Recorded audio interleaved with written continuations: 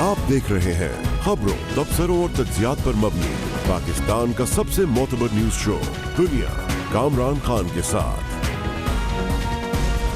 अस्सलाम वालेकुम, मैं हूं कामरान खान। आज पाकिस्तान की अदालती तारीख के एक इंतहाई अहम फैसला हुआ है और ये फैसला सुप्रीम कोर्ट ऑफ पाकिस्तान में हुआ, जहां मुअज़्ज़िज़ जज जनाब जस्टिस काजी फाइज़ ईसा की नज़रसानी केस में हुकूमत को बड़ी अदालती पसपाई का सामना करना पड़ा। अदलिया की आज़ादी के लिहाज से एक बहुत अहम दिन है और हुकूमत की हालिया इस हुकूमत की जो 2.5 साल का दौर है, इस दौरान ये सबसे बड़ी अदालती पसपाई है जो आज हुकूमत को सहनी पड़ी। सुप्रीम कोर्ट ऑफ पाकिस्तान की 10 रुकनी बेंच ने नज़रसानी दरख्वास्त कसरत राय से मंजूर कर ली। बेंच ने अपना मुख्तसर फैसला 6-4 की अक्सरियत से सुनाया। फैसले में जस्टिस काजी फाइज़ ईसा की अहलिया और उनके बच्चों की जायदादों से मुताल्लिक़ FBI समेत तमाम फोरम्स की कानूनी कार्रवाई कलअदम करार दी गई और कहा गया कि FBI की मुरत्तिब करदा रिपोर्ट सुप्रीम जुडिशल काउंसिल समेत किसी अदालती फोरम पर चैलेंज नहीं हो सकती। 6 जज साहिबान जिन्होंने जस्टिस काजी फाइज़ ईसा के हक़ में फ़ैसला सुनाया, उनमें जस्टिस मकबूल बाक़िर, जस्टिस मज़हर आलम मियां खिल, जस्टिस मंजूर अहमद मलिक, जस्टिस याहिया आफरीदी, जस्टिस अमीन उद्दीन खान और जस्टिस मंसूर अली शाह शामिल हैं। जबकि बेंच के सरबराह जस्टिस उमर अता बंदियाल, जस्टिस काजी मोहम्मद अमीन, जस्टिस सज्जाद अली शाह और जस्टिस मुनीब अख्तर ने फैसले से इख्तलाफ किया। इससे पहले पिछले साल 19 जून के फैसले में जस्टिस मज़हर आलम मियां खिल और जस्टिस मंजूर अहमद मलिक ने ये मामला FBI को भिजवाने का कहा था। जस्टिस फैसल अरब की रिटायरमेंट के बाद बेंच में शामिल होने वाले नए जज जस्टिस अमीनुद्दीन खान ने भी दरख्वास्तों के हक़ में फ़ैसला सुनाया। जस्टिस काजी फाइज़ ईसा ने सदारती रेफरेंस पर सुप्रीम कोर्ट के 19 जून के फैसले के ख़िलाफ़ नज़रसानी की दरख्वास्त की थी। नज़रसानी की दरख्वास्त उनकी अहलिया ने भी दायर की थी।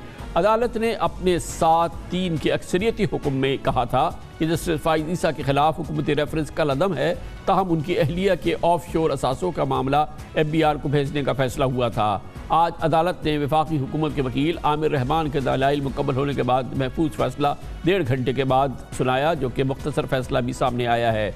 अदालती इस्तफ़सार पर आमिर रहमान ने बताया कि कमर में तकलीफ़ के बायस फ़रोग़ नसीम ने कल दलाइल देने की इस्तदा की। जस्टिस उमर अता बंदियाल ने कहा कि फ़रोग़ नसीम से कहें कि तहरीरी दलाइल जमा कराएँ, गोया कि फ़रोग़ नसीम साहब के दलाइल ना हो सके। बहुत अहम केस और यकीनन पाकिस्तान की अदालती तारीख़ के हवाले से, मुख्तलिफ़ पहलुओं के हवाले से, सुप्रीम कोर्ट ऑफ पाकिस्तान की अपनी तारीख़ के हवाले से बहुत अहम मामला था जो आज इख्तिताम पजीर हुआ और एक बार फिर ये साबित हुआ कि पाकिस्तान में अदलिया मुकम्मल तौर पे आज़ाद है।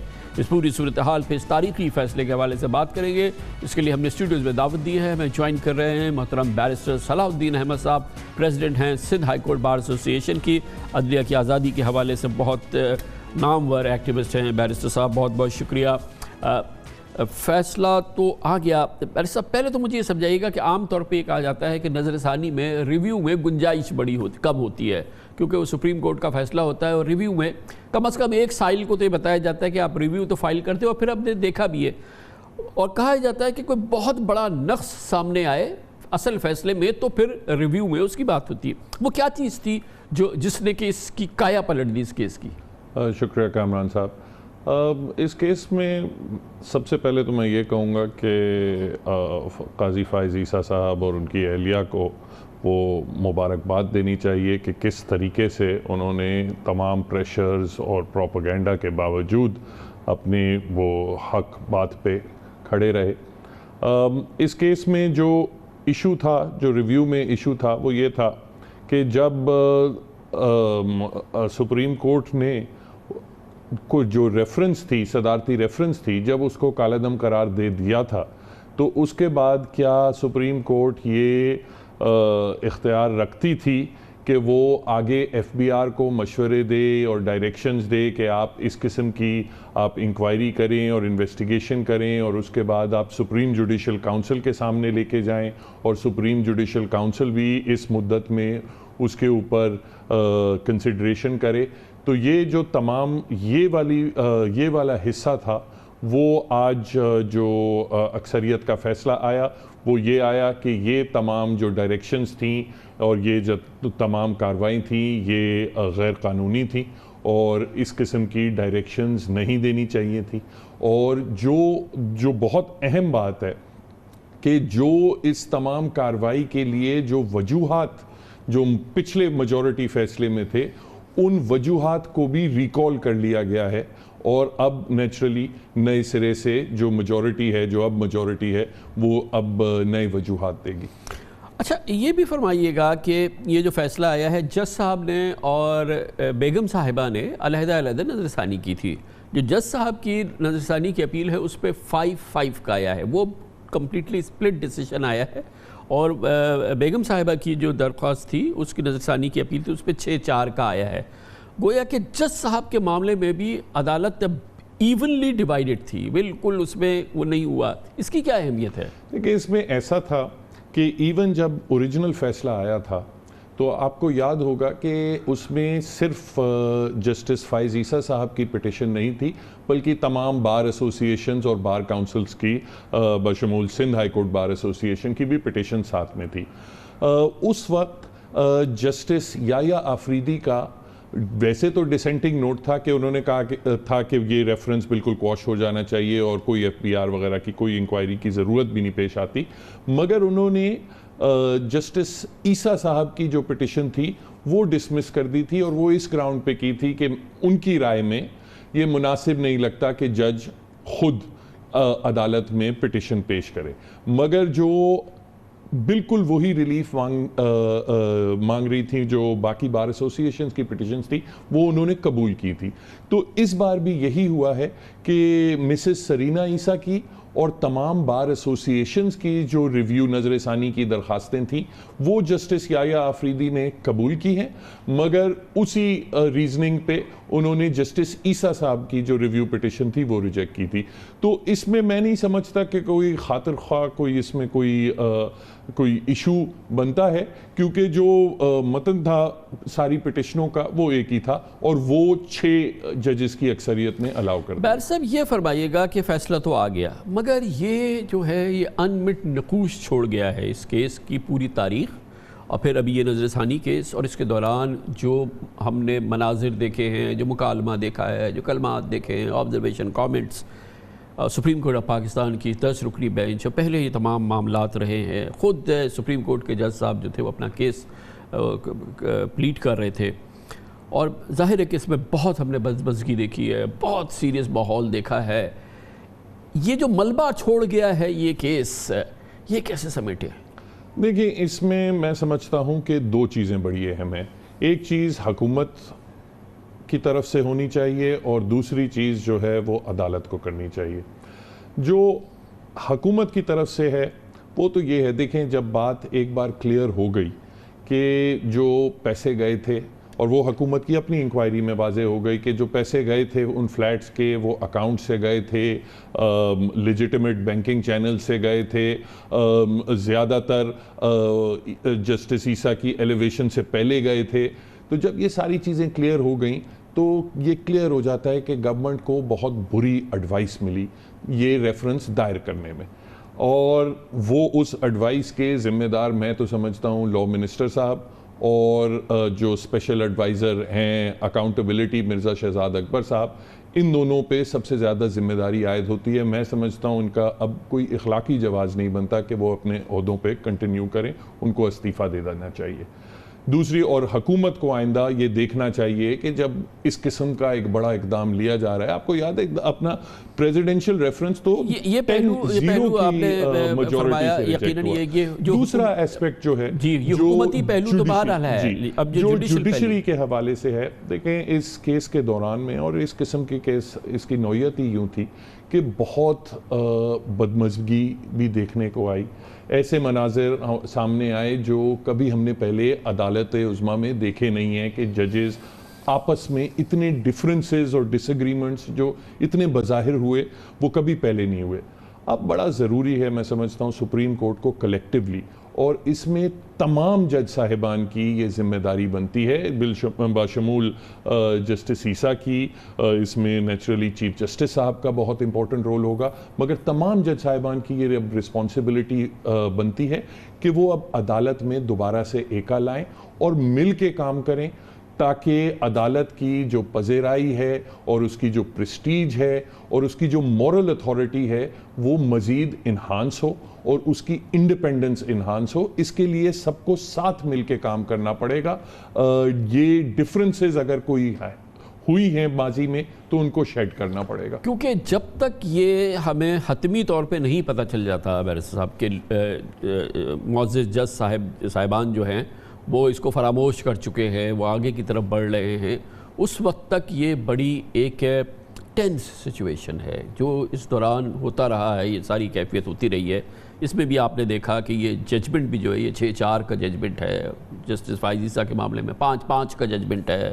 اس سے پہلے کے معاملات ہیں, اس دوران جو مکالمے کلمات ہوتے رہے ہیں وہ ہے. تو یہ ایک بڑا حساس سفر ہے جو اب سے لے کے اس وقت تک جب تک کہ ہم محسوس نہ کر لیں کہ یہ بینچ جو ہے یہ فراموش کر چکی ہے ان واقعات کو. دیکھیں, میں سمجھتا ہوں کہ تمام جو معزز جج صاحبان ہیں وہ بہت ایکسپیرینسڈ ہیں, نیچے ہائی کورٹ سے چیف جسٹسز وغیرہ رہ چکے ہیں, سب کچھ ان کو پتہ ہے کہ ادارے کو کیسے چلانا ہے. میں سمجھتا ہوں کہ یہ جو ڈفرینسز اگر ہوئے بھی ہیں تو تمام جج صاحبان اب ان کو نظر انداز کریں گے اور آگے بہتری کی طرف اور جو عدالت عظمیٰ ہیں اس کے جو انسٹیٹیوشنل مفاد ہے اس کے لیے کام کریں گے. تو میں نہیں سمجھتا کہ یہ ٹینس سچویشن جس کو آپ ٹینس کہہ رہے ہیں, میں نہیں سمجھتا یہ کوئی اتنی کوئی ٹینس سچویشن ہے, اور میں سمجھتا ہوں یہ بہت جلد ریزولو بھی ہو جائے گی. اچھا, یہ بتائیے گا کہ ایز فار ایز یہ معاملات کیس کے معاملات, اس سے منسلک جتنے معاملات جسٹس فائز عیسیٰ بیگم سرینا فائز عیسیٰ کے حوالے سے تھے, یہ اب یہ کمپلیٹلی کلوز ہو گیا, یہ اب ہمیشہ کے لیے ختم ہو گیا چیپٹر؟ جی بالکل, یہ ختم ہو گئے. اور میں سمجھتا ہوں کہ اگر کوئی اب دوبارہ اس قسم کی کوئی حرکت کرے یا سازش کرے تو وہ بالکل واضح ہو جانا چاہیے کہ وہ آزاد عدلیہ کا اچھا, یہ فرمائیے گا کہ یہ جو آپ نے شارٹ آرڈر پڑھا, ایک تشریح یہ آ رہی ہے کہ یہ تمام آئندہ کیسز پہ بھی تمام اس طرح کے معاملات پر یہ اثر انداز ہوگا اور اس حوالے سے رہنمائی موجود ہے. کیا آپ کا یہ سینس ہے؟ نہیں, دیکھیں, اس میں نیچرلی اپنا ہر کیس ہوتا ہے اس کا فیصلہ ان کیسز کے فیکٹس کے اوپر ہوتا ہے, مگر یہ بڑا امپورٹنٹ تھا. اور میں سمجھتا ہوں میں بالکل خاص طور پہ جسٹس مقبول باقر جن کا یہ شارٹ آرڈر تھا وہ مبارکباد کے مستحق ہیں. کہ دیکھیں, ماضی میں ہم نے بہت سارے ایسے شارٹ آرڈرز دیکھے ہیں جن شارٹ آرڈرز کے بعد مزید ابہام کی صورتحال پیش ہو جاتی ہے, مگر یہ شارٹ آرڈر بالکل کلیئر کٹ ہے, بالکل کلیئر ہے کہ اس میں کیا فیصلہ ہوا ہے, اور وہ فیصلہ فائز عیسیٰ صاحب کے حق میں ہوا ہے, اور تمام تر جو کارروائی ہے اس سب کو روک دیا گیا ہے.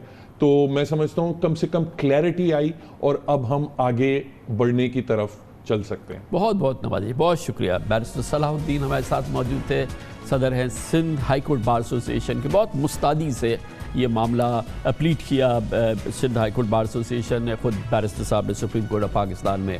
کمرشل بریک, اس کے بعد ذکر کریں گے. رمضان آیا اور جب عید قریب آنے لگتی ہے تو ایک چیز ہے جو کراچی میں ہوتی ہے, اسٹریٹ کرائمز میں بے پناہ اضافہ ہو جاتا ہے.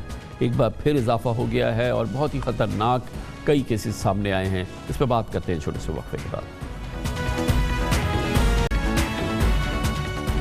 رمضان کے مہینے کے آخری دن, عید کے قریب آنے کے دن, ایک چیز لازم و ملزوم ہے. کراچی کے بازاروں میں چھینا جھپٹی, لوٹ مار اور اسٹریٹ کرائمز کی وارداتوں میں پہلے کے مقابلے میں مزید اضافہ ہو جاتا ہے. اس سال بھی ایسے ہی دیکھنے میں آ رہا ہے. شہر میں اسٹریٹ کرائم کی وارداتوں میں بے پناہ اضافہ ہو رہا ہے. ڈاکو لٹیرے بے خوف اور بے قطر عوام کو دن دھاڑے لوٹ رہے ہیں. مزاحمت کرنے پہ یہ کرمنلز گولی بھی چلا رہے ہیں اور اس میں ذرا پرواہ نہیں کرتے. حالیہ واقعات نے ثابت کیا ہے. کراچی ملک کا معاشی ہب ہے. اسے پیپلز پارٹی کی حکومت پچھلے 12 سال سے ایک سیف سٹی پروجیکٹ دینے میں ناکام رہی ہے. اس لیے یہاں پر ایکسکلوز سرویلنس سسٹم نہیں ہے جو کسی بھی بڑے شہر میں موجود ہے. دوسری جانب پرائیویٹ CCTV کیمراز سے سامنے والی فوٹیج سے ملزمان کی شناخت سامنے آنے پر بھی ان کی گرفتاری نہیں ہو پاتی. کراچی کی صورتحال اس معاملے میں اس وقت کافی دگرگوں ہے. اس موضوع میں بات کرنے کے لیے آج ہم نے دعوت دی جناب زبیر حبیب کو, سربراہ ہیں CPLC کے. بہت بہت شکریہ زبیر حبیب صاحب. یہ بتائیے گا پھر رمضان المبارک ہے, عید کے قریب اسٹریٹ کرائم میں اسی انداز سے بے پناہ اضافہ ہو گیا. شہری ہر روز سڑکوں پر لٹ رہے ہیں, گولیاں کھا رہے ہیں. کیا وجہ ہے؟ پولیس کی رسپانس ابھی تک ایڈیکویٹ کیوں نہیں ہے؟ کامران صاحب بہت بہت شکریہ. آپ کی جو سوال ہے کہ پولیس ناکام ہو چکی ہے, شہری ہر طرف لٹ رہے ہیں. دیکھیے, اگر ہم گزشتہ سال سے کمپیریزن کرتے ہیں تو اس وقت بڑا ٹائٹ لاک ڈاؤن تھا لاسٹ ایئر اس وقت کراچی میں, اور کراچی میں جو وارداتیں تھیں کیونکہ لوگ ہی سڑک پہ نہیں تھے اور ہر جگہ ناکہ لگا ہوا تھا تو ظاہر ہے کہ وارداتیں کم تھیں. دوسری ایک بات جو میں نے دیکھا ہے کہ چند مہینوں سے اس وقت جو رپورٹنگ ہو رہی ہے کرائم کی, میں نے کبھی اتنی رپورٹنگ نہیں دیکھی, اور پولیس جو ہے وہ بڑی فریلی ایف آئی آر درج کر رہی ہے. اگر آپ گزشتہ سالوں میں دیکھیں تو کراچی میں تقریباً 40-45 ہزار ایف آئی آر درج ہوتی تھی, تقریباً 4,000 ایف آئی آرز پر منتھ. لیکن اس وقت جو گراف ہے وہ تقریباً آخری 6 ماہ سے تقریباً 6-7 ہزار ایف آئی آر درج ہو رہی ہیں. تو یہ ایک سوچے سمجھے منصوبے کے تحت ہے کہ لوگوں کو انکریج کیا جائے کہ آپ کرائم کو رجسٹر کریں, اور اس میں ساری پولیس ہائرارکی, آئی جی صاحب, ایڈیشنل آئی جی صاحب بڑے غور سے اس کو دیکھ رہے ہیں تاکہ لوگ آئیں اور کرائم کو درج کرائیں. ٹھیک ہے, ایف آئی آر درج ہو رہی ہے, یقیناً یہ اچھی چیز ہے, ہم نے بھی ریکگنائز کیا ہے اس کو, مگر بہرحال اب اس ان ایف آئی آرز کی بنیاد پہ آپ دیکھ رہے ہیں کہ کتنا بڑا اس وقت فٹ پرنٹ ہے کرائم کا, اسٹریٹ کرائمز کا, ان ساری چیزوں کا. تو اس کے لیے ایک کاؤنٹر اس کو کرنے کے لیے ایک حکمت عملی چاہیے, ایکشن پلان چاہیے.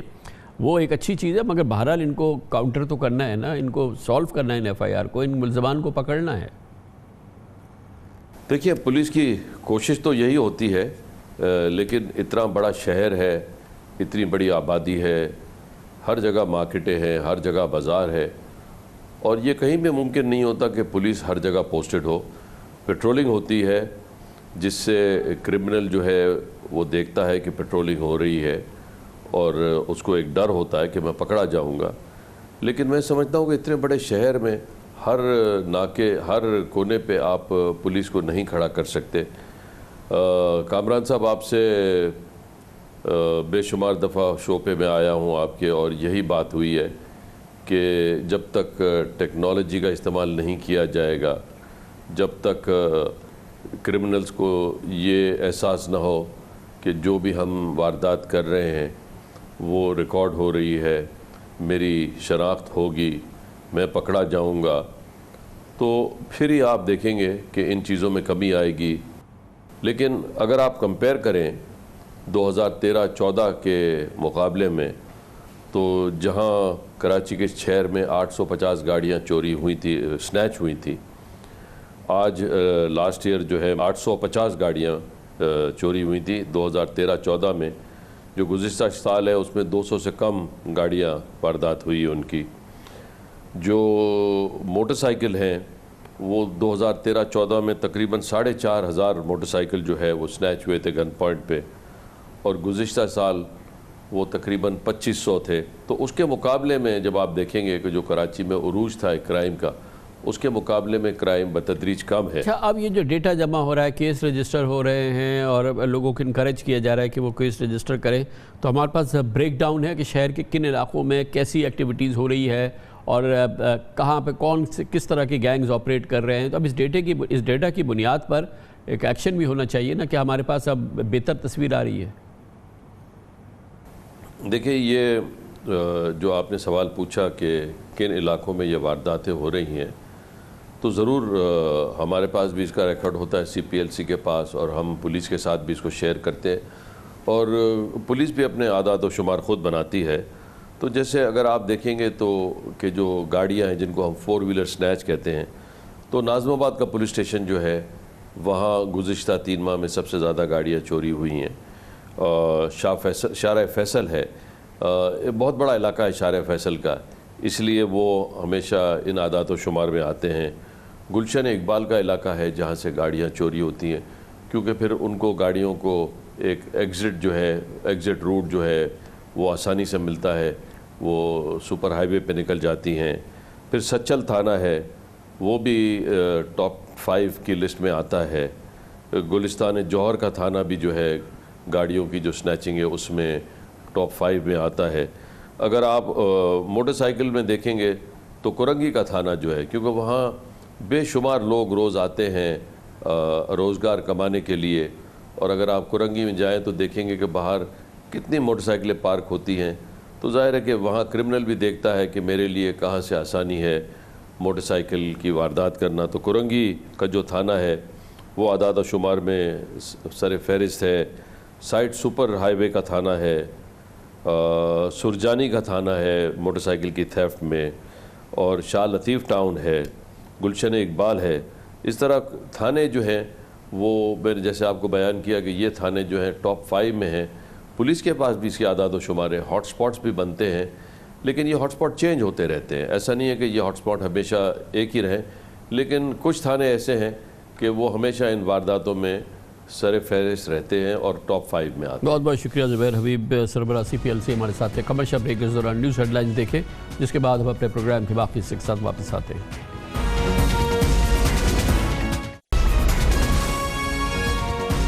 آپ دیکھ رہے ہیں خبروں، تبصروں اور تجزیات پر مبنی پاکستان کا سب سے معتبر نیوز شو دنیا، کامران خان کے ساتھ۔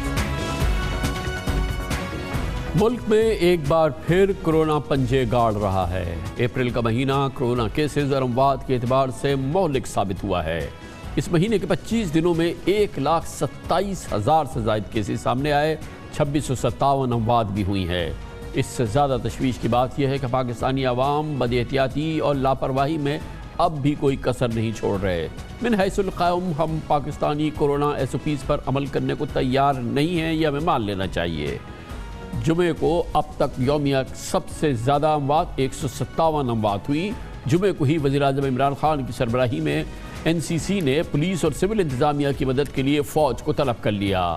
پنجاب، KP، بلوچستان سمیت گلگت بلتستان، آزاد کشمیر میں کرونا SOPs پر عمل کرانے کے لیے کل سے فوج کی تعیناتی شروع ہو چکی ہے۔ سندھ حکومت نے بھی فوج بلانے کے لیے کل درخواست بھیج دی ہے۔ آج DGI SPR major general Babar Iftikhar نے میڈیا کو بتایا کہ پاکستان آرمی کو آرٹیکل 245 کے تحت سول انتظامیہ اور قانون نافذ کرنے والے اداروں کی معاونت کے لیے طلب کیا گیا ہے۔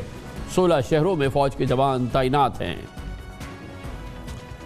ملک بھر میں 51 شہروں میں پازیٹیوٹی ریشو 5% سے زیادہ ہے۔ 16 شہروں میں اس ہی مناسبت سے پاکستان آرمی کی انہینسڈ ڈپلائمنٹ کر دی گئی۔ آج صبح 6 بجے سے ملک کے طول و عرض میں ہر ضلع کی سطح پر آرمی ٹروپس سول اداروں کی مدد کے لیے پہنچ چکے ہیں۔ آرٹیکل 245 کے تحت ملک بھر میں ہر ایڈمنسٹریٹو ڈویژن کی سطح پر ایک ٹیم تعینات کر دی گئی ہے۔ تمام ڈویژنز کی سطح پر اس ٹیم کی سربراہی بریگیڈیئر رینک کے آفیسرز کریں گے۔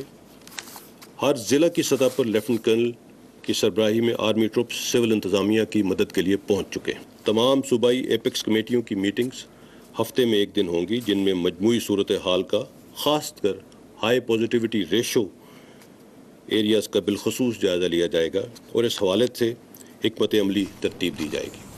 یقیناً زلزلہ، سیلاب، بارش یا قدرتی آفات کی طرح اس مشکل میں بھی فوج سے مدد لی جا رہی ہے۔ پنجاب اور KP کے مختلف شہروں میں فوجی دستوں نے ذمہ داریوں کا آغاز کیا ہے۔ فوج کے جوان پولیس اور رینجرز کے ساتھ سڑکوں پہ گشت کر رہے ہیں۔ اسلام آباد کے مختلف شاپنگ ایریاز میں فوج نے SOPs کا جائزہ لیا۔ لاہور، گجرانوالہ، راولپنڈی، سرگودا میں فوج، رینجرز، پولیس اور ضلعی انتظامیہ نے مشترکہ فلیگ مارچ بھی کیا۔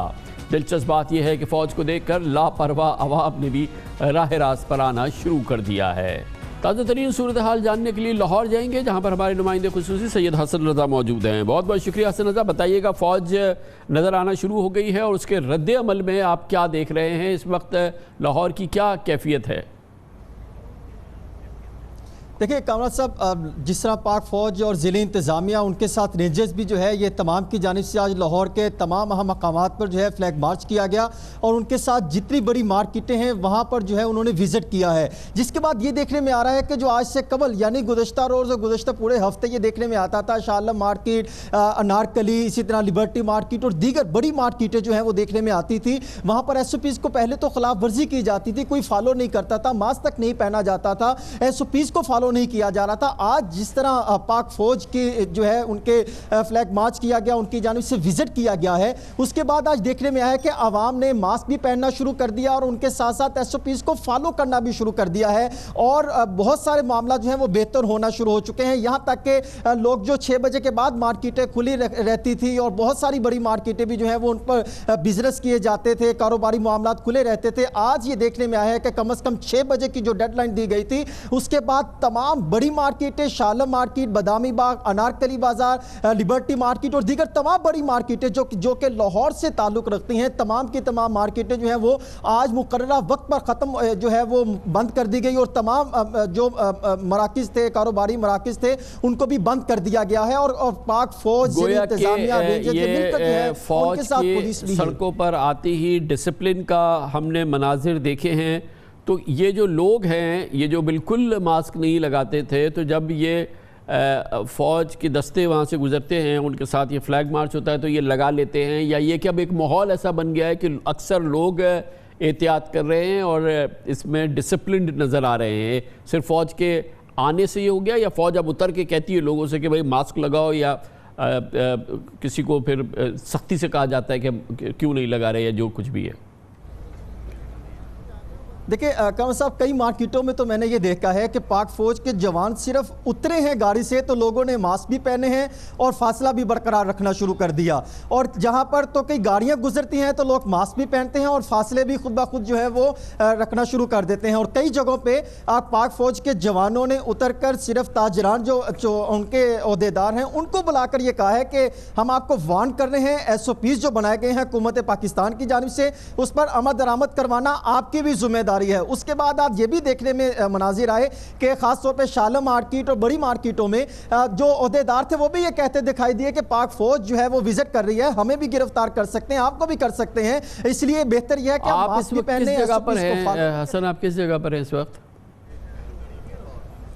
कौन साहब, मैं इस टाइम एक्सपो सेंटर लाहौर में जो कि वैक्सीनेशन सेंटर बनाया गया है, वैक्सीनेशन सेंटर, वहाँ पर मौजूद हूँ और यहाँ पे बहुत सारी अवाम है जो वैक्सीनेशन के लिए यहाँ पर आए हुए हैं, अपनी बारी का इंतज़ार कर रहे हैं। तो ये आज सारा दिन ये वैक्सीनेशन होती रही और एक्सपो सेंटर में 24 आवर्स ये सिलसिला चलता है या ये थोड़ी देर से बाद बंद हो जाएगी? क्या हो रहा है? और लोग बड़ी तादाद में आ रहे हैं वैक्सीनेशन के लिए?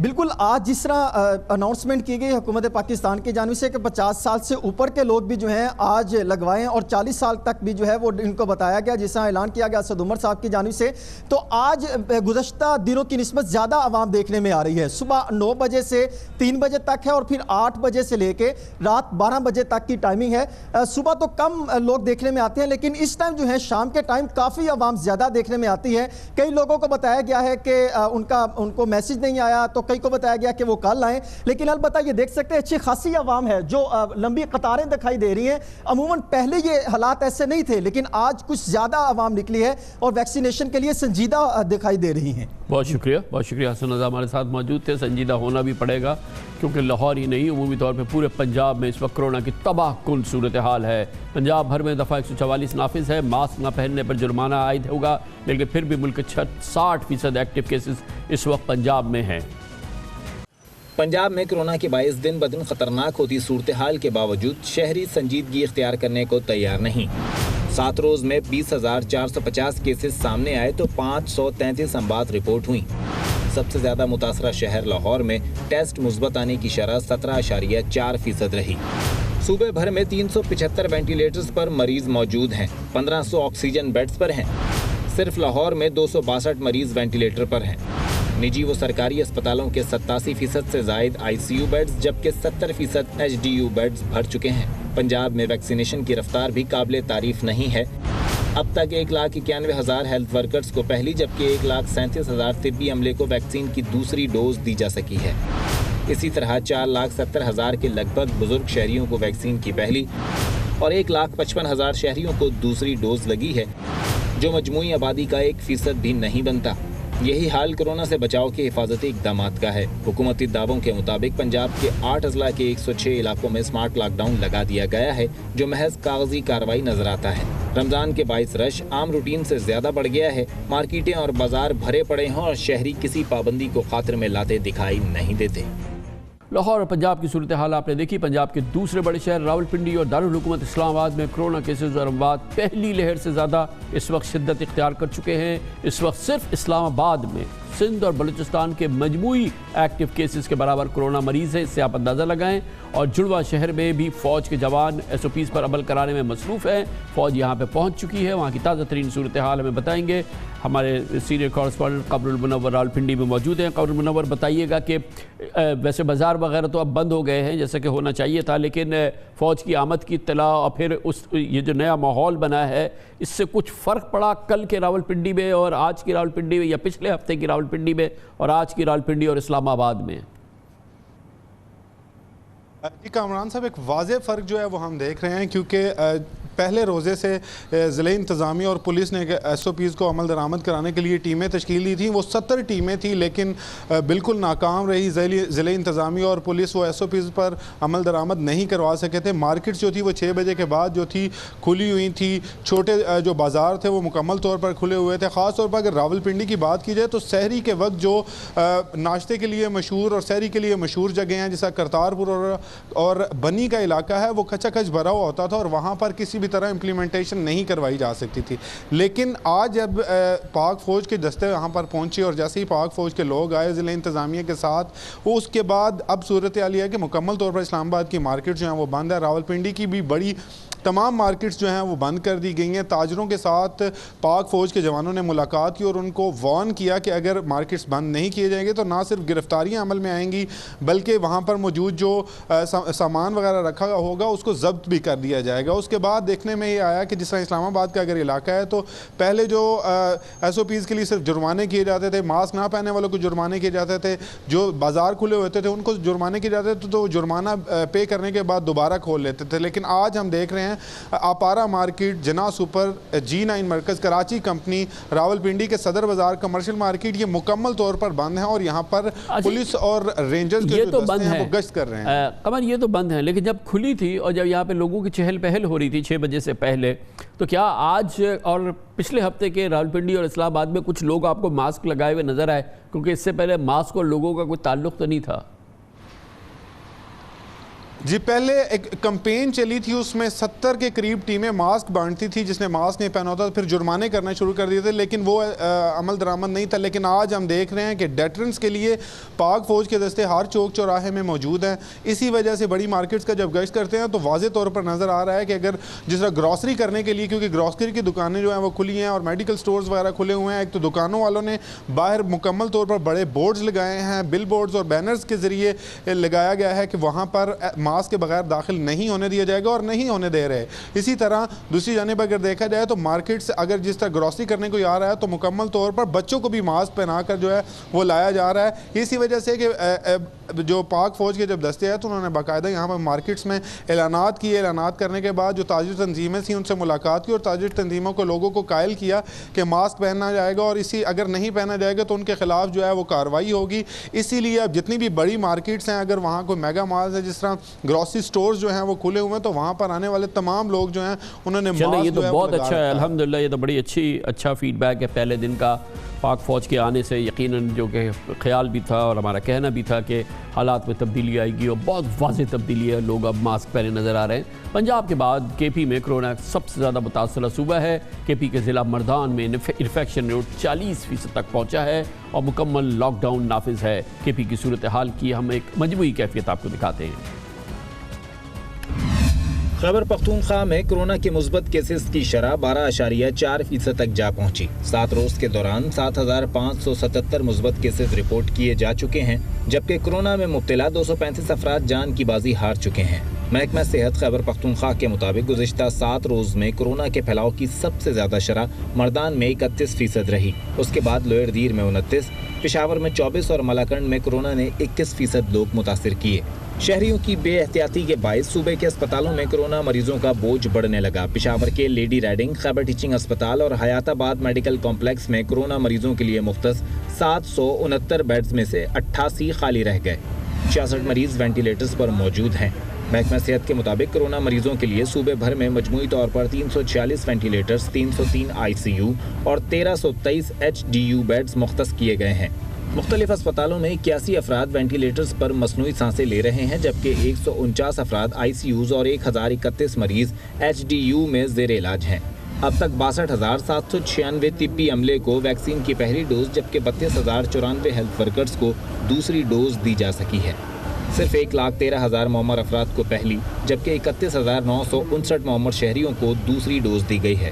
کیسز میں اضافے اور شہریوں کی بے احتیاطی کو دیکھتے ہوئے صوبائی حکومت نے مردان میں 1 ہفتے کے لیے مکمل لاک ڈاؤن نافذ کر دیا ہے، جبکہ پشاور کے 2 مختلف علاقوں میں مائکرو اسمارٹ لاک ڈاؤن لگایا گیا ہے۔ پشاور کے ضلع میں انتظامیہ نے پولیس اور فوج کے ساتھ کارروائی کی ہے۔ SOPs کی خلاف ورزی کرنے پر شہریوں کو گرفتار بھی کیا گیا ہے، اور اب پشاور کی صورتحال میں بھی تبدیلی نظر آ رہی ہے، اور KP میں بھی اس وقت فوج سول انتظامیہ کے ساتھ مل کے SOPs پہ عمل درآمد کرنے کی کوشش کر رہی ہے۔ اس کے لیے پشاور جائیں گے۔ حشد نگری بازار میں ہمارے سینئر کورسپونڈنٹ سمین جان موجود ہیں۔ بہت بہت شکریہ سمین جان۔ یہ بتائیے گا کہ کیا اب ہم دیکھ رہے ہیں کہ فوج کا گشت یہاں شروع ہوا ہے پشاور میں، اور اگر شروع ہوا ہے تو کیا اس کا واقعی کوئی میننگ فل اور صاف باقاعدہ کوئی رد عمل نظر آیا ہے، اس سے کوئی بہتری ہوئی ہے؟ بالکل کامران صاحب، آج سے یعنی پاک فوج اور سول انتظامیہ مشترکہ کارروائیاں آج کی، اور یہ اتنی تبدیلی نظر آئی ہے کہ یہاں پہ جب یہ جو روشنیوں کا شہر ہوا کرتا تھا، اشنغری، قصہ بازار، چوکیات گار، وہاں پہ یہاں پہ ایک سما دن کا سما ہوا کرتا تھا رمضان شریف میں اور ان دنوں میں، مگر آج جو ہے نا وہاں پہ اندھیرے چھائے ہوئے ہیں۔ اب ہم اشنغری میں یہاں پہ موجود ہے، یہاں پہ بھی سارا کا سارا جتنا مارکیٹ ہے سارے وہاں پہ اندھیرا ہے۔ اسی طرح قصہ خانی میں بھی ہے، اسی طرح چوکیات گار میں بھی ہے، اسی طرح مینا بازار میں، اور اسی طرح صدر بازار جو گورا بازار ہے وہاں پہ، اور شفیع مارکیٹ ہے وہاں پہ بھی یہی صورتحال ہے۔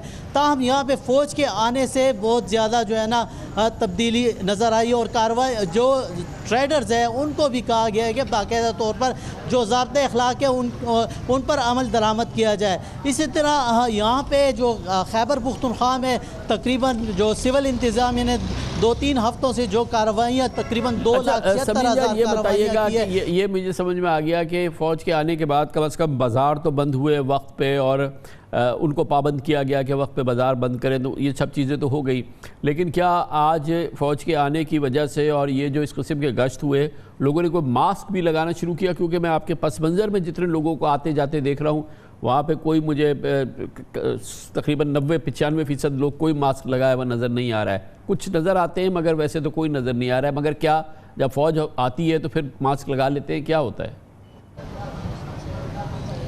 بالکل کامران صاحب یہی صورتحال ہے، کیونکہ ابھی یہاں پہ بازار میں بھی ایسے لوگ ہیں جنہوں نے ماسک نہیں لگایا ہے، مگر جو ہی پاک فوج کے جوان جو ہی گاڑی سے اترتے ہیں تو یہاں پہ سارے لوگ جو ہے نا ماسک بھی پہن لیتے ہیں۔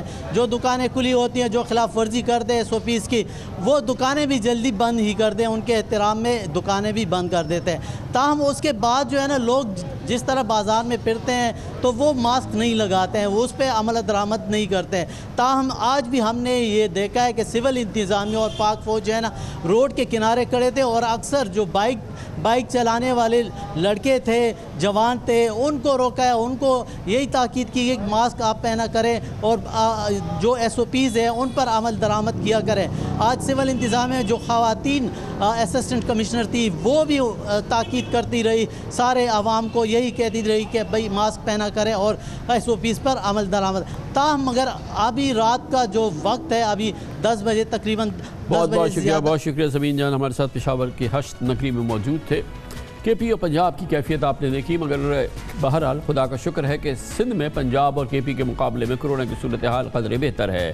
سندھ میں مثبت کیسز کی شرح تمام صوبوں سے کم ہے اور سندھ کے ہاسپٹلز میں بھی دباؤ نسبتاً کم ہے۔ آج وزیر اعلیٰ سندھ سید مراد علی شاہ نے سندھ میں کورونا کے اعداد و شمار کے ساتھ ایک بڑی پریس کانفرنس بھی کی اور مجموعی کیفیت سندھ کی عوام کے سامنے رکھی اور حکومت نے اس حوالے سے ذمہ دار فیصلے بھی کیے ہیں۔ اس وقت تک 35,66,325 ٹوٹل کورونا ٹیسٹ ہو چکے ہیں، جس میں کیسز ہمارے پاس 2,77,592 آئے ہیں، تقریباً 4600 ڈیتھس ہو چکی ہیں۔ باقی صوبوں کے مقابلے میں ہم اس وقت سب سے کم ہیں پازیٹیو کیسز میں۔ کل کی تاریخ میں 5.62% کیسز پازیٹیو آئے تھے، جبکہ پورے ملک کا ایوریج 9.62 ہے۔ آئسولیشن سینٹرز ہمارے اب تقریباً ختم ہے، لیکن جو بھی تھوڑا بہت ہے، 9 لوگ آئسولیشن سینٹرز میں اور ہاسپٹلز میں 539 لوگ ہیں۔ ہمارے پاس ٹوٹل صوبے میں وینٹیلیٹر کے جو اویلیبل بیڈز ہیں جو کووڈ کے لیے مختص ہے وہ ہے 664 اور اس وقت آج کی تاریخ میں 47 لوگ وینٹیلیٹر پہ ہیں۔ ٹوٹل 1872 HDU بیڈز ہیں اور اس میں 296 یعنی جن پہ آکسیجن کی فیسلٹی اویلیبل ہے 296 اس میں فلڈ ہیں۔ پورے ملک کو اگر آپ دیکھتے ہیں سامنے تو ہماری سچویشن اس وقت اللہ تعالیٰ کی شکر ہے بہتر ہے۔ یقیناً اللہ تعالیٰ کا شکر ہے کہیں بہتر ہے۔ وزیر اعلیٰ مراد علی شاہ نے سندھ میں ایک ہفتے کے دوران مریضوں کی تعداد میں 3 سے 4 گنا اضافے پر تشویش کا اظہار کیا ہے، نئی پابندیوں کا اعلان کیا ہے حکومت سندھ نے۔ انہوں نے کہا کہ ہم صورتحال بگڑنے کا انتظار نہیں کر سکتے، اس لیے تعلیمی اداروں کو بند کر رہے ہیں۔ جمعرات سے بین الصوبائی انٹرسٹی ٹرانسپورٹ کو بھی بند کر دیا جائے گا۔ اب اچھا کیا کہ فیصلے کیے کچھ حکومت سندھ نے کہ اس سے پہلے کہ یہاں کی صورتحال بھی قابو سے باہر ہو۔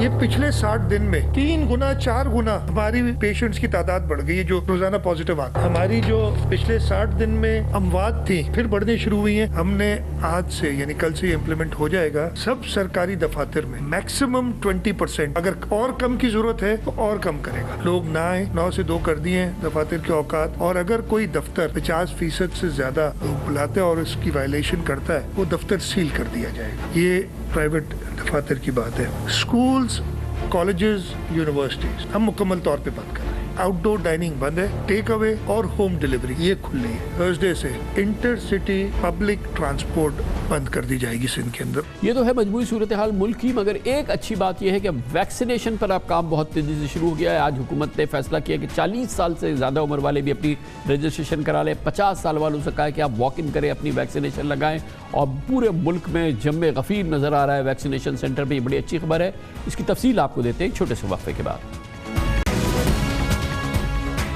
کورونا کی وبا میں تیزی اور اس کی شدت کے پس منظر میں ایک اچھی خبر یہ ہے کہ اب پاکستانی جوخ در جوخ ویکسین لگا رہے ہیں۔ جیسے جیسے کورونا مریضوں کے بڑھنے کی خبریں آ رہی ہیں، لوگوں میں اتنا شعور آ رہا ہے کہ انہیں ویکسین لگانی چاہیے اور اسی لیے ویکسینیشن سینٹر پہ رش ہو رہا ہے۔ حکومت نے بھی اچھا کیا، آج بہت ہی مثبت اعلان ہوا ہے کہ کل سے 40 سال سے زائد عمر والے بھی اپنی رجسٹریشن کرا لیں ویکسین کے لیے۔ 40 سال سے عمر زیادہ والوں کی کل سے رجسٹریشن شروع ہو جائے گی، اور آج حکومت نے ایک اور اعلان کیا ہے کہ 50 سال سے زائد عمر کے افراد واک ان ویکسینیشن کی سہولت کا آغاز کریں، کسی چیز کا انتظار نہیں کریں۔ 50 سال ہو چکے ہیں، رجسٹر ہو چکے ہیں، آپ جائیے اور کسی بھی سینٹر پہ جا کے ویکسینیٹ کر لیں۔ NCOC کے سربراہ اسد عمر نے آج اپنی ایک ٹویٹ میں مزید کہا کہ اگر آپ 40 سال یا اس سے زائد عمر کے ہیں تو خود کو رجسٹر کرائیں اور دوسروں کو بھی رجسٹر ہونے کو کہیں۔ پاکستان میں 15 فروری سے 60 سال سے بڑی عمر کے افراد کی ویکسینیشن شروع ہوئی تھی۔ ٹھیک ایک ماہ قبل 26 مارچ سے 50 سال سے زائد عمر کے پاکستانیوں کے لیے ڈبل ڈوز ویکسین رجسٹریشن کا آغاز ہوا، جبکہ اس ہفتے سے سنگل ڈوز کینسائنو ویکسین کے لیے بھی لوگوں کی قطاریں لگنا شروع ہو گئی۔ لوگ کسی شکوک و شبہات کے بغیر ویکسین لگوا رہے ہیں۔ میری سیکنڈ ہوئی ہے جس آئی ڈن ود دیٹ، اور مجھے ایک دن بھی انہوں نے اوپر نہیں کیا۔ میری ایک فرینڈ جس کو بہت زیادہ پرابلم تھا وہ آئی، اس کو 5 منٹ بھی یہاں ویٹ نہیں کرنا پڑا، آفٹر اس کے شی واز فائن۔ الحمدللہ جتنے لوگوں نے اب تک لگایا دے آر فائن، ان کو کوئی چھوٹی سی کمپلینٹ ابھی تک میں نے نہیں سنی۔ اصل میں ریومرز جو پھیلے ہوئے ہیں مارکیٹ میں، اس سے لگانے سے کوئی ریئیکشن ہو جاتا ہے، آئی ڈونٹ تھنک سو ایسی کوئی چیز ہے، اور لوگوں کو زیادہ سے زیادہ لوگوں کو لگوانا چاہیے، اس سے ان کا فائدہ ہے۔ لاکھوں لوگ اپنی جانوں سے جا رہے ہیں تو ان کی کیور کے لیے جلد از جلد سارے لوگوں کو वैक्सीनेशन होनी चाहिए। मुझे इंतज़ार नहीं करना पड़ा, मुश्किल से मेरा ख्याल है टोटल 10 से 15 मिनट लगे। डरने की बात नहीं है क्योंकि हम तो अक्सर कालरा, टाइफाइड ये सब लगाते रहते थे, तो ऐसे ही ये भी है, एक मर्ज है और उसके लिए वैक्सीनेशन है। तेज़ी आनी चाहिए, बहुत स्लो है हम लोग तो। अभी 20 लाख के करीब हम कंट्री में पहुँचे, 22 करोड़ की आवाम है, तो कब पहुँचेगा। मैं थाईलैंड से आया ही हूँ सिर्फ टीका लगवाने, और जितना अच्छा निज़ाम यहाँ पर है, मैंने वीडियो बना के जर्मनी में, ऑस्ट्रेलिया और न्यूजीलैंड में दोस्तों को दिखाया, तो वो लिटरली अपनी गवर्नमेंट को वो गालियाँ दे रहे हैं, कहते तुम लोग थर्ड वर्ल्ड हो विथ लिमिटेड रिसोर्सेज, और इतना अच्छा निज़ाम है। लोग ये समझते हैं कि पता नहीं इससे हम बीमार ना हो जाएं, हालांकि ये लाजमी लगवानी चाहिए, क्योंकि देख रहे हैं ना कि अब ये वबा कितनी फैल रही है। Due to the vaccination, vaccine जितने ज़्यादा लोगों को लग जाएगी उतना ही बीमारी की जो रेशो है वो कम हो जाएगी। जो प्रोसेस गवर्नमेंट ने शुरू किया है वो काफ़ी अच्छा है, बहुत ज़्यादा अवेयरनेस आ रही है मीडिया के थ्रू, लोगों में अवेयरनेस आ रही है। अब इंशाल्लाह लोग आ रहे हैं और बेहतरी की तरफ इंशाल्लाह अल्लाह ताला बेहतर करें। मैं तो खुद डॉक्टर हूँ, तो मैं तो कहूँगी कि जो साइन सिम्टम्स आते हैं लगवाने के बाद फीवर आएगा, वही छोटी जो इन्फ्लेमेशन या इस तरह की चीज़ें आती है इन्फेक्शन की, वही आएगी। इसके अलावा तो सेफ़ है और साउंड है, लगवानी चाहिए सबको। लगवाना तो चाहिए, ये तो ज़रूरी है अपने बचाव के लिए। वैक्सीन ज़रूरी है, गवर्नमेंट ने इनिशिएटिव लिया हुआ तो अब लगवाएं। इंतज़ाम बेहतर है, हम आम ही देखें एकदम से सब ने लाइन तोड़ी और आगे चले गए हैं, तो हर चीज़ तो गवर्नमेंट पे नहीं डाल सकते। बाकी ये है कि हर कोई वैक्सीन लाजमी लगवाए जितना हालात बुरे हो गए हैं। बुनियादी तौर पे पाकिस्तान चीन से साइनोफार्म, कैनसाइनो और साइनोवैक वैक्सीन इंपोर्ट कर रहा है, और अब तक पाकिस्तान में 8 खेपों के ज़रिए चीन से 50 लाख वैक्सीन आ चुकी हैं, जिनमें मुख्तलिफ वैक्सीन की 25 लाख डोज चीन ने तोहफे और अतिये के तौर पर दी, जबकि 25 लाख खुराकें हुकूमत ने चीन से ख़रीदी हैं। प्राइवेट सेक्टर ने भी रूस से स्पुतनिक वैक्सीन की 60,000 डोजेज़ ख़रीदी हैं, और इस वक्त मुल्क भर में रोज़ाना तकरीबन 1 लाख अफराद की वैक्सीनेशन हो रही है। NCOC ने इस साल के आखिर तक 7 करोड़ अफराद की वैक्सीनेशन का हदफ मुकर्रर किया है।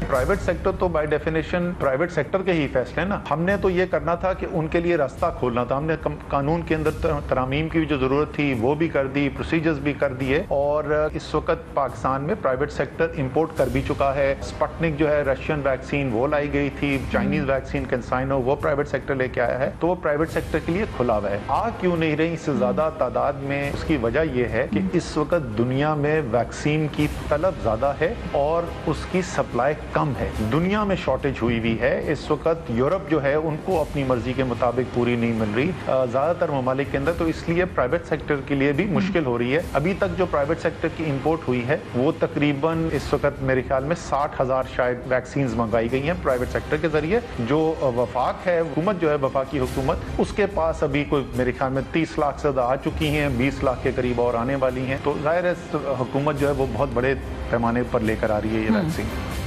ताज़ा तरीन इतलात के मुताबिक NCOC की चीन में कैनसाइनो वैक्सीन की सिंगल डोज की 2 करोड़ खुराकें खरीदने की बातचीत भी तकरीबन तय हो चुकी है। ये एक बहुत बड़ी सप्लाई होगी जो पाकिस्तान को मिल जाएगी। वैक्सीन के बाद इस वक्त ऑक्सीजन सप्लाई भी एक बहुत बड़ा मसला है। भारत में अमवात की एक बड़ी वजह ऑक्सीजन की कमी है। पाकिस्तान में भी सेहत का शोबा मुल्क की पैदावार की 90% मेडिकल ऑक्सीजन का इस्तेमाल हो रहा है। असद उमर कहते हैं कि NCOC ने 1 हफ्ते की ज़रूरत के मुताबिक मेडिकल ऑक्सीजन के ज़खायर जमा कर लिए हैं और ऑक्सीजन की इम्पोर्ट पर काम शुरू हो चुका है।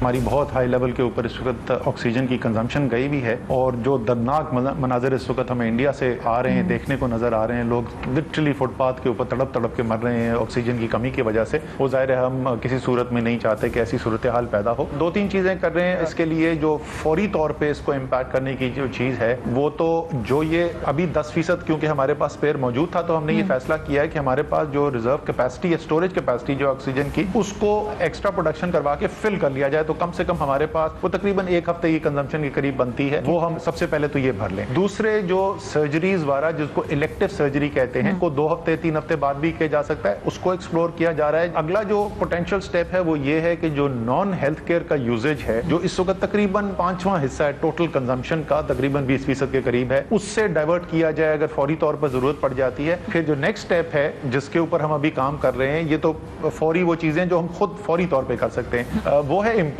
हमने ये भी फैसले करने हैं कि हम कहां से बाहर से मंगवा सकते हैं। 2-3 ऑप्शंस हैं जिनको एक्सप्लोर किया जा रहा है और वो जल्द से जल्द पाकिस्तान पहुंचाई जा सके, ताकि अगर और मजीद ऑक्सीजन की हमें जरूरत हो तो ऑक्सीजन की कमी ना नजर आए हमें।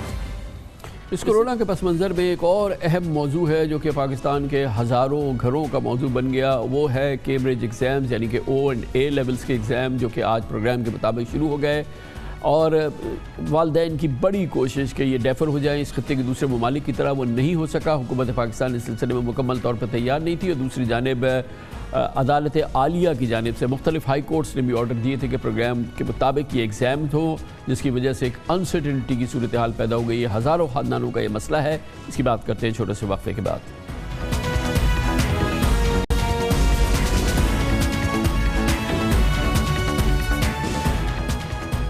یقیناً کورونا کی پابندیوں سے دنیا بھر کی طرح پاکستان میں بھی تعلیمی نظام بے پناہ متاثر ہوا ہے۔ بغیر امتحانات کلاسز پروموٹ ہونے اور آن لائن ایجوکیشن سے طلبہ و طالبات کا شدید تعلیمی حرج ہوا ہے۔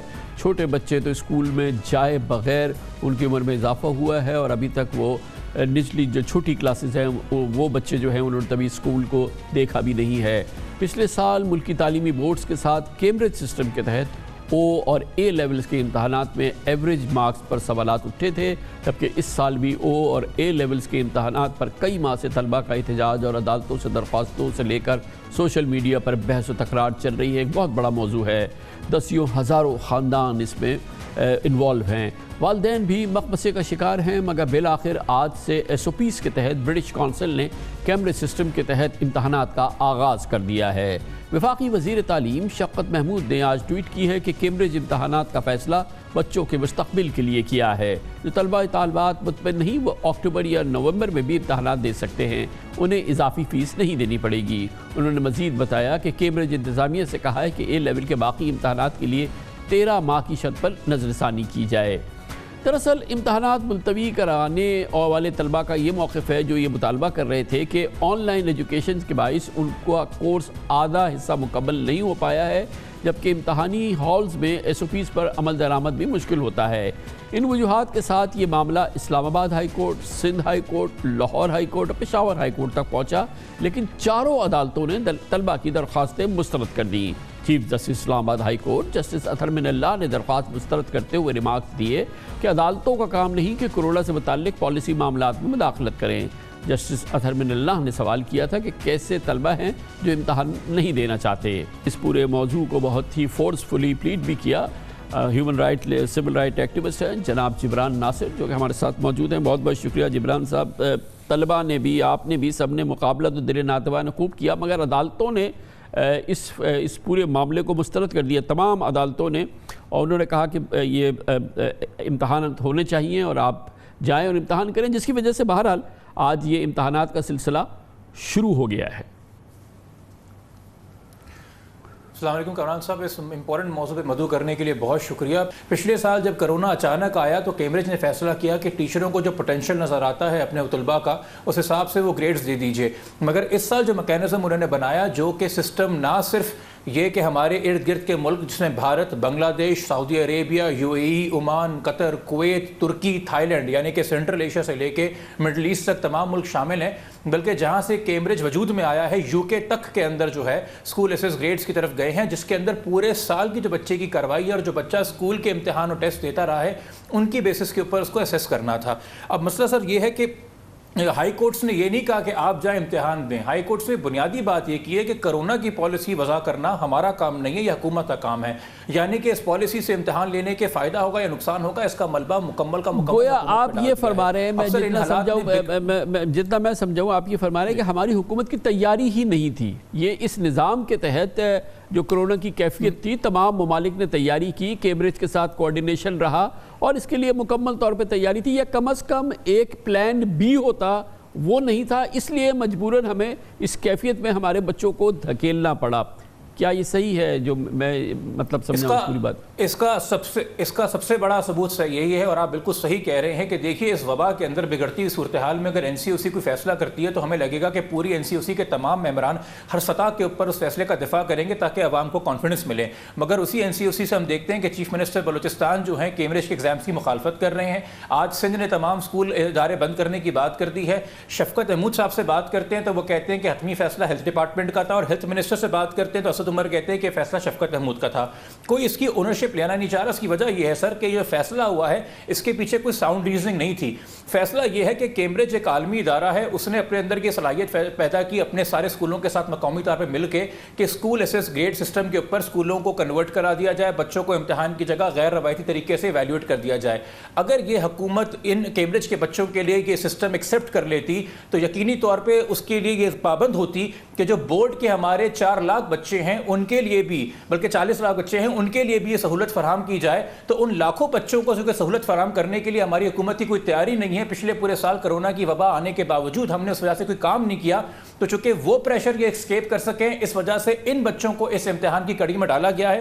اور اس کے علاوہ ایک عجیب سی کشمکش ہے کہ روز رات ایک اعلان ہوتا ہے, کبھی کہتے ہیں کہ ملٹری بلا لی ہے ایس او پی کمپلائنس کے لیے, کبھی کہتے ہیں کہ شہروں کو بند کرنے کی ضرورت پڑے گی, کبھی کہتے ہیں کہ ہم اپنی میکسیمم کیپیسٹی میں آکسیجن کی کام کر رہے ہیں, کبھی کہتے ہیں کہ وینٹیلیٹر کی شارٹیج ہو گئی ہے, کبھی کہتے ہیں کہ دفاتر میں آدھے لوگ آئیں. مگر ایک معجزہ متوقع ہے ان کو کہ جن شادی ہالوں کے اندر میں 100 لوگوں کی دعوت نہیں کر سکتا, وہاں میں 400 بچوں کو بٹھا کے 2 گھنٹے امتحان ضرور لے سکتا ہوں. یہ وہ ملک ہے جو اربوں روپے لگا کے بایو سیکیور ببل بنانے کے باوجود صرف سینکڑوں کھلاڑیوں کو نہیں بچا سکا تھا, اور آپ کی پی سی ایل کینسل ہو گئی تھی. یہاں 85,000 بچہ جو روز اپنے والدین اور ڈرائیوروں کے ساتھ سینٹر کے اندر آتا ہے اور پھر واپس ہم گھروں چلا جاتا ہے. ان کو ویلڈ آرگومنٹس ہیں آپ کے, مگر اس کے ساتھ ہی یہ پیشکش تو موجود ہے کہ آپ اکتوبر نومبر میں امتحان دے لیجئے گا, جب اللہ کرے گا شاید کیفیت کچھ بہتر ہو. تو بہرحال آپشن تو تھا بچوں کے پاس.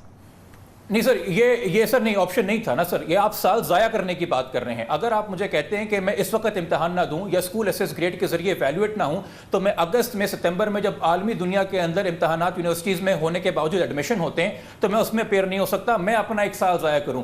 بھارت کا بچہ وہ سال ضائع نہیں کر رہا, بنگلہ دیش کا نہیں کر رہا, قطر عمان کا نہیں کر رہا, ترکی کا نہیں کر رہا, یو کے کا خود نہیں کر رہا, مگر پاکستان کے بچے کو مجبور کیا جا رہا ہے کہ تم اپنا وہ 1 سال ضائع کرو, تم اس کیفیت کے اندر. اور سر اس کے زیادہ ایک امپورٹنٹ بات یہ بھی ہے کہ دیکھیے یہ جو سارا کا سارا اب ملبہ جو این سی او سی کے اوپر آیا ہے, کیا اس وقت این سی او سی جسٹیفائی کر سکتی ہے کہ تمام تر ریسٹرکشنز جو وہ ایک طرف لگا رہے ہیں اس کیفیت میں کیا ساؤنڈ ریزننگ ہے کہ کووڈ جو ہے ان بچوں میں نہیں پھیلے گا اور ان بچوں کے اندر سے ان کے والدین کو, ان کے گھر والوں کو نہیں لگے گا. اور اس دوران اگر کسی بچے کو پتہ چلتا ہے کہ جو 2 مہینے پہلے 2 ایگزام میرے ساتھ بچہ بیٹھا تھا اور تیسرے ایگزام میں اس لیے اچھا اب ذرا سا یہ فرما دیجئے کہ وہ کیا ہے جو نہیں کیا, جو عمان نے کیا, جو قطر نے کیا, جو یو اے ای نے کیا, جو بنگلہ دیش نے کیا, جو بھارت نے کیا, جو نیپال نے کیا, وہ کیا چیز تھی جو ہماری حکومت نے نہیں کی تاکہ ہمارے لوگ سمجھ سکیں؟ مختصراً اگر بتائیے. وہ بہت آسان سی چیز ہے. دیکھیے سر, کیمبرج ایک سروس پرووائڈر ہے. کیمبرج آئی ایم ایف نہیں ہے کہ ہم اس سے ڈکٹیشن لے رہے ہیں. بار بار حکومت نے یہ تاثر دینے کی کوشش کی ہے کہ کیمبرج نے پاکستان کے اندر امتحانوں کے علاوہ کوئی اور آپشن آفر نہیں کیا. میں آپ کو سادی سی مثال دوں گا. آپ پیٹرول پمپ پہ گاڑی لے کے جاتے ہیں, آپ بتاتے ہیں پیٹرول پمپ والے کو کہ اس میں پیٹرول ڈلے گا یا ڈیزل جلے گا. اسی طرح کیمبرج کو حکومتوں نے بتانا تھا کہ ہم امتحان کرائیں گے یا ہم اسکول ایسس گریڈ سسٹم پہ جائیں گے. 17 اپریل اس کی ڈیڈ لائن تھی, مگر پاکستان کی حکومت نے بار بار یہ فیصلہ کیا. اور بڑی عجیب سی بات یہ ہے کہ 25 مارچ کو شفقت محمود صاحب نے خود یہ کہا تھا کہ ان کی نظر میں امتحان 15 مئی سے پہلے نہیں ہونے چاہیے, اور وہ کیمبرج سے بات کر رہے ہیں. مگر وہ کیمبرج کو اپنے احکامات دینے کے بجائے کیمبرج سے ڈکٹیشن لے کے آ گئے, اور کیمبرج کے کہنے پہ 26 اپریل سے یہ امتحان شروع کر دیے. باقی پوری دنیا کی حکومتیں جو ہیں اپنی ول اسرٹ کر رہی ہیں اپنے طلباء کو محفوظ کرنے کے لیے. ہم شاید ایک تو کیمبرج کے پریشر میں اس لیے بھی آ رہے ہیں چونکہ سر ایٹ این ایوریج 10ویں جماعت کا بچہ 2 امتحان دیتا ہے, 30,000 روپے اس کی فیس بنتی ہے. 11ویں جماعت کا بچہ 8 سے 9 پیپر دیتا ہے, 1.25 لاکھ روپے اس کی فیس بنتی ہے. اے لیولز کا بچہ 4 امتحان دیتا ہے, مہنگے ہوتے ہیں, 80,000 اس کی فیس بنتی ہے. یہ 85,000 بچہ ایٹ این ایوریج 80,000 روپے دے رہا ہے ان امتحانوں کے لیے. یہ کروڑاں روپے کا بزنس ہے. کیا ایک عالمی ادارے کے مانیٹری بینیفٹ کے لیے میرے ملک کے جوان بچوں کو اور ان کے خاندان والوں کو خطرے میں ڈالا گیا؟ اس سوال کا جواب این سی او سی کو دینا پڑے گا چونکہ ان کی پالیسی نہ وضع ہے نہ اس میں کوئی ساؤنڈ ریزننگ ہے. یقیناً بہت امپورٹنٹ بات کی آپ نے, بہت شکریہ. جبران ناصر ہمارے ساتھ موجود تھے. اس کے ساتھ ہی ہمارے آج کے پروگرام کا اختتام ہوتا ہے. کل آپ سے پھر ملاقات ہوگی انشاءاللہ. کل تک کے لیے کامران خان کو اجازت. اللہ حافظ ناصر.